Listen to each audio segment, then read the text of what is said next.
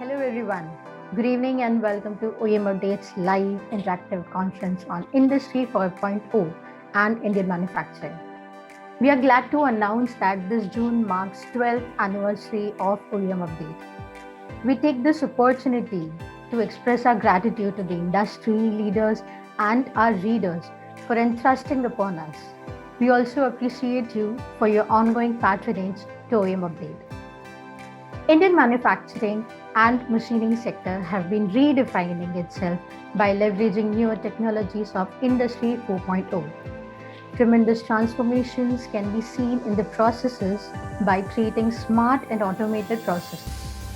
To add more precision, industry has been presented with the robot controlled by humans.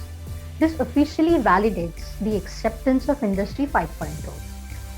Industry 5.0 model creates a great potential for customization to meet the need for complex design products and expected to create wider scope compared to the automated Industry 4.0 systems.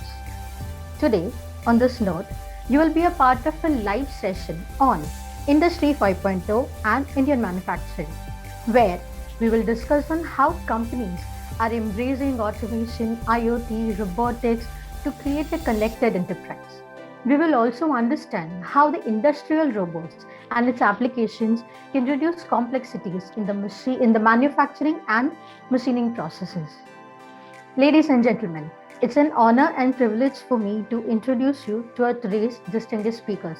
Mr. Girish Alave, Head of Technicum Department at Smarshall India, Mr. Ganapati Subramaniam, Head Applications and Engineering at Janetics India Private Limited, and Mr. Janak Bhuva, General Manager, CNC Business at Mr. Cutting Systems Private Limited. So delegates, get ready for an interactive and engaging session on Industry 5.0 and Indian manufacturing. So to start with, it is very interesting to talk about Industry 5.0. And Indian industries have embraced the Industry 4.0 and its technologies to carve a bright future of Indian manufacturing. With this level of acceptance, how are we ready to accept Industry 5.0? Are we really ready for it? So I would like to hear from Mr. Ganpati to start with. A good question, but it's very simple to ask because we are already always a B2B than not a B2C, mostly demand oriented. So till now, as such, as I mentioned initially, so safe point I think I have added on the PPT till in advance, because you would know we are predominantly a pneumatic company till 4 to 5 years back, and later we entered into electrical. So we are taking baby steps actually into automation. So I would not even say we are in 3.5, to be frank. So as most of the 80% plus MSMEs, but we have to embrace this, but not before next 5 years, I guess. So lots of upskilling is required because everything has to be born here. So with the conservative mindset, we try to approach everything. So we are also changing. It takes time for us, even at our own company, where I said industrial robots have not been put in place because the products, components, costs at which we are trying to expert to make. When we try to make with robots, we have tried with all these people. Actually, it ends up becoming more expensive than the German, with the kind of the customer base that we are trying to have, with the kind of the end customers' products price, which is going to have an impact on. So lots of factors come into place. So we have to embrace it. A lot of this Make in India and more MNCs will come and bring in the technology here locally. We are going to learn and do. But I hope next 5 years, we will gradually evolve to that level. That is the situation, but definitely it is required. I'm happy that we are not getting more into 4.0. People who have talked about 4.0, in retrospect, they have found that it is just like taking one step back and they have understood the reality. And 5.0 is maturing more. I'm principally happy for that. So definitely 5.0 seems very sensible than 4.0, I would say. Yeah, when we talk about Industry 4.0 and Industry 5.0, we really have to see the ground reality. So when we speak about the safety standards, you can see just 2 years before we have started to adopt these safety standards. Now we need another I don't know, maybe 2 to 3 years to get them used to, with the machine manufacturers, with the machine users. And when we talk about these standards with any of the end user, the first question we got, like, by when we have to comply to these standards, because each and every end user is having thousands of machines. I just take an example of one FMCG Unilever. They have more than 75 manufacturing facilities in India, and each manufacturing facility has n number of machines. So definitely it needs time, it will take time, but yes, it is expected, and it is a good move that we started thinking on it. And definitely we will be able to we will be on track with these Indian standards of machine safety standards. Yeah, because if you see the mind, where our industry, where we are serving, we are seeing the huge skill gap, and to operate these kind of machines. And I would say that we don't have enough manpower to do this one. So yes, in this kind of industry 4 and industry 5 definitely will help us. The another point, for industry 4 and 5, and when we talk, everybody talking about industry 4 and 5, but if you see in reality, when we go to the shop floor, a lot of machines are still there in Indian industry. They are very old, and they want to do everything combined together. If I do my machine, or say my offering industry 4 standard, but these are n number of machines, are they ready for the investing to upgrade this kind of machine? Is a really lot of question marks. Some MNC, I would say that yes, they started it, but still we are way behind, and lot of work, lot of potential, I would say, that is available for us. uh, Particularly country like India, I have seen the people, there is only one person who is operating, he's owner. My customer like that way also, he's a owner, he's operating the machine, he's also marketing it, everything one person. And he also this kind of variety of customers are available. Then it's very difficult, but yes, if people are started asking it, and we started slowly, because being a multinational, if you I see my counterpart in USA, they are way ahead from us. They started offering, they push me to push this kind of product in Indian market. Then I give the same answer.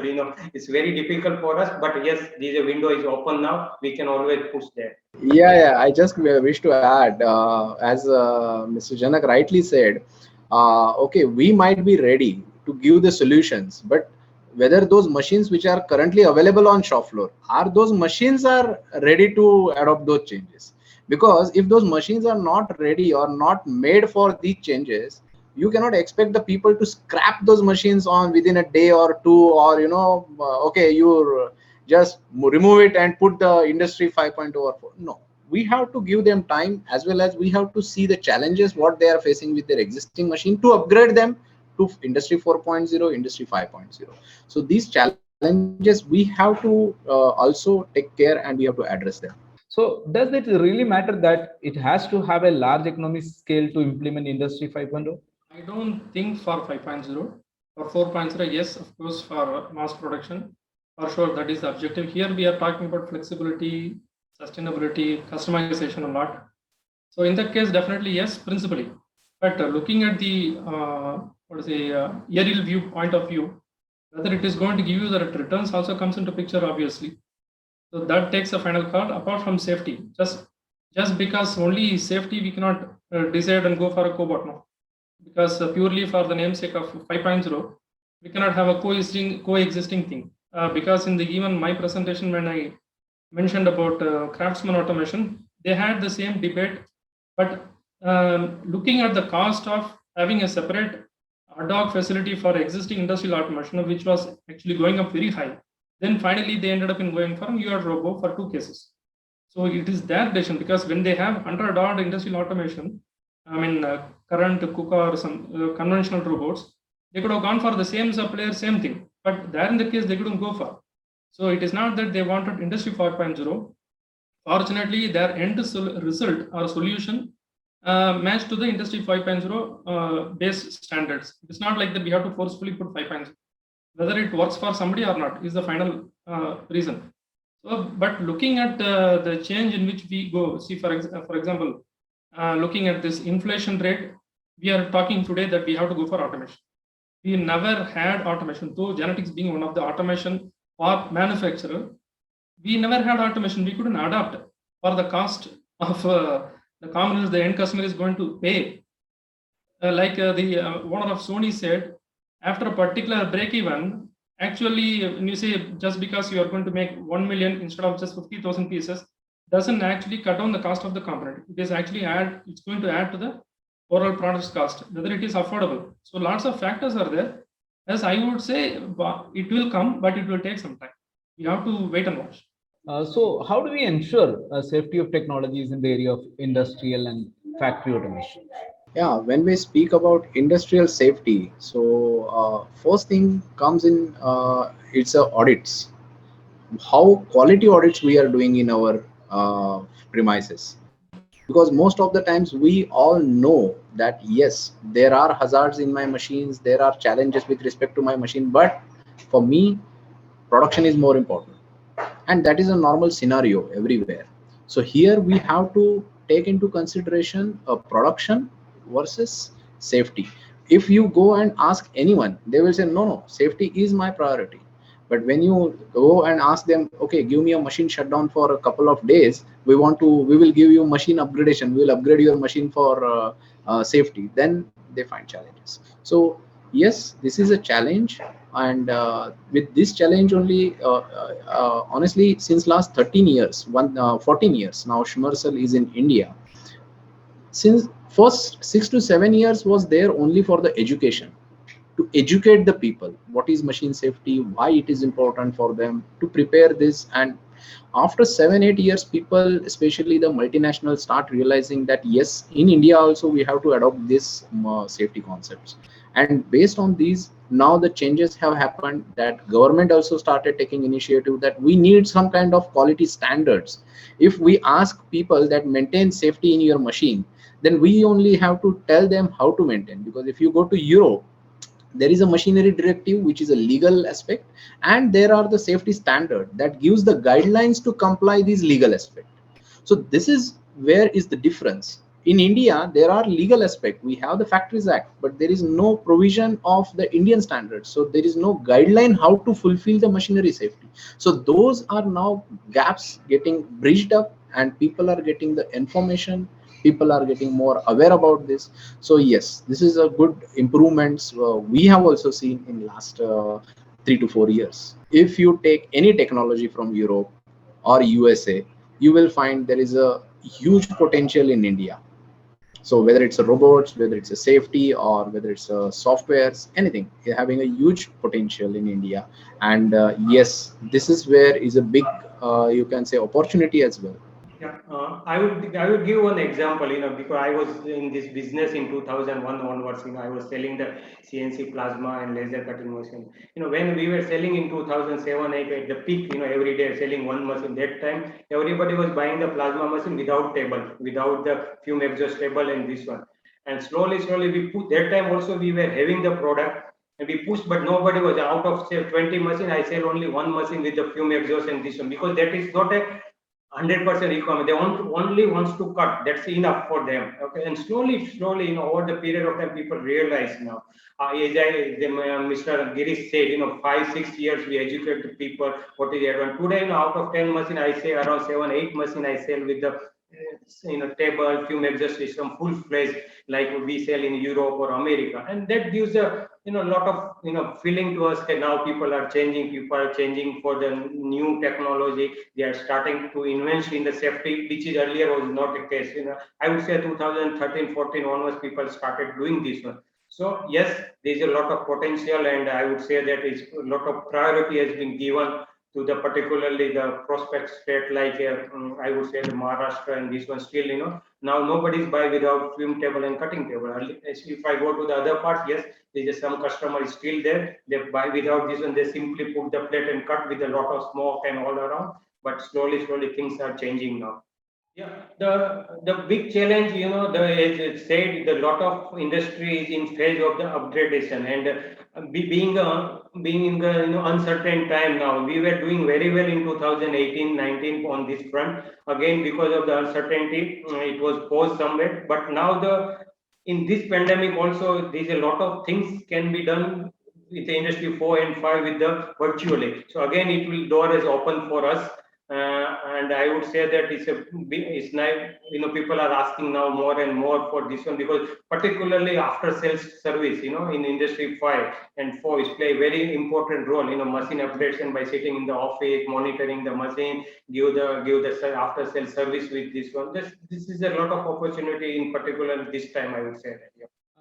Can you talk about the modular manufacturing system with the industry? How this segment is going to get impacted with the industry 5.0? So here it talks more about bioeconomy, and here we more talk about flexibility and customization than having something fixed for a particular set of job, or not for just repetitive things.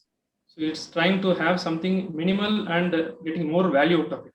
So modular being a basic thing even prior to 4.0. In your experience, have you ever came across new players in India who are, or domestic players who are into making robots, or as well as assessing the potential for making robots? I've been because with various manufacturers for the robots, because we would like to have this. You have this feeling as an Indian, no, always I would like to have an Indian partner to whom I'd like to extend my support, because we are also present in this education segment for the last 20 years. So wherever we go, we try to take our partners with us, along with us, and spread the word of another Indian company, just like Genetics being a tough contender against all the odds against this Germans and Japanese competition in the market. So we proudly have that feeling. So similarly, we tried to find another Indian company, but went in vain always. We could never do that. So wherever there are manufacturers in robotics who try to make robots, we keep on asking them, what is your next step plan for robots? But they generally say no, because we are surveying, because all our end customers are asking for normal industrial automation robots only, not cobots. Because just trying to follow somebody and trying to make this cobot is not going to happen, because it's more of community driven product. Like somebody presented, I have seen before, comes with a ROI system. It is not what to say, their own software that they have. They have a robotic operating system. It's open source. So it's all community driven. It takes long time for our people to embrace those openness and come out with solutions like that. So we'll have to associate with some institute. The research should happen in institute. We as an industry should be able to spend money and time more for training the kids in the schools and colleges. So we also should be ready, So to create some Indian company to fight against those kind of MNCs, it will take another 3 to 5 years. That's what I was keeping in mind. With that only in mind, I was saying it will take another 5 years for us to do, because we are investing our time and energy into education. It will take minimum 4 years for some startup company to come out and provide a tough fight. So minimum 3 to 5 years down the line, probably we can see more players in this. As Mr. Ganpati rightly said, there are local manufacturers who are now trying to compete, and they are manufacturing the robots in India. They are making these robots and they are following the safety guidelines also while installing these robots. However, if we think that okay, within a year or two they will develop a cobot as well, no, it is not, because the one who has developed the cobot, you might not be knowing how long they have taken the for R&D, how long they have put their efforts, that we don't know. It might be 5 years, 10 years, 15 years or before. So now our industry or our manufacturers are really doing good by manufacturing robots in India under Atmanirbhar. There are many, and the good thing is we have also seen that they are getting good responses from the market for these kind of manufacturing of robots, and they are getting good orders as well, so that they can produce. When we talk about the imported one, yeah, they comes with the quality, and of course the Indian robots do match the quality, performance and speed. Maybe some technical parameters maybe here and there, but yeah, now it is happening, and we are also in India, also Indian manufacturers are also giving good competition. As Industry 5.0 brought the light on technologies such as digital twin, artificial intelligence, ML and cobots, etc., what technologies can be expected to make the way with Industry 5.0? For our kind of industry, we also thinking about, we also started working on industry 5.0. As I said, during my presentation, we required a lot of consumable to cut the various part, and then we started now wedding machine, on the machine itself, automatically machine take the consumables, put it there, and that machine is directly connected to the ERP, and then ERP directly, if the stock go down, ERP directly generate the purchase request and purchase order, and then supply. This is the way we are thinking it. Yes, this is everything is possible, as rightly said, but for India it will take some more time. We started in compartment wise. First, let's start with the online kind of the monitoring this one, then slowly backward and forward we can integrate the other process to optimize the total process and taking the maximum advantage of this. Yeah, actually, the similar thing like IoT is expected to like cloud technology, and as we have shown, even in Schmerzel, we are working with the engineering center where we are developing a solution to move the complete systems like a process systems to a cloud technology. So this will in future will help us to make the analysis of the safety systems, because right now the processes might be automated, but the safety systems are not fully automated or fully monitored by using like a SCADA systems. In future, that will also come in picture, and we will be able to get all these details available on cloud and ready for the analysis. When you ask me about this closing remarks, this can be very effective when all are linked properly through industry of framework, and when you make industries to comply to that, and we should have a proper educational social responsibility, then it works out very well. Otherwise, I don't think we can keep saying another 5 years and 10 years. We can have a wish, but implementation, it takes long. So it's a commitment on all the three directions. The students and the parents always wish for something like that. Finally, all the people end up in going to IT because they have a very good capability maturity model. Here, whereas in manufacturing, it's always a problem. So the manufacturing companies, the government, and the institutes, all three have to jointly have a system to ensure that the benefit goes to the students and the upcoming startup companies. Then it works out very well. Thank you everyone for sharing your valuable views on today's topic of Industry 5.0 and Indian manufacturing. We hope you have enjoyed the session thoroughly. Before wrapping up today's session, I would like to thank our distinguished panelists, Mr. Ganapati Subramaniam, Mr. Girish Alave, and Mr. Janak Goa. I would also like to thank our editor, Mr. Prasad Nair, for taking this initiative. With this, we would like to announce the closing of today's session. I request you to stay tuned with us for more such sessions.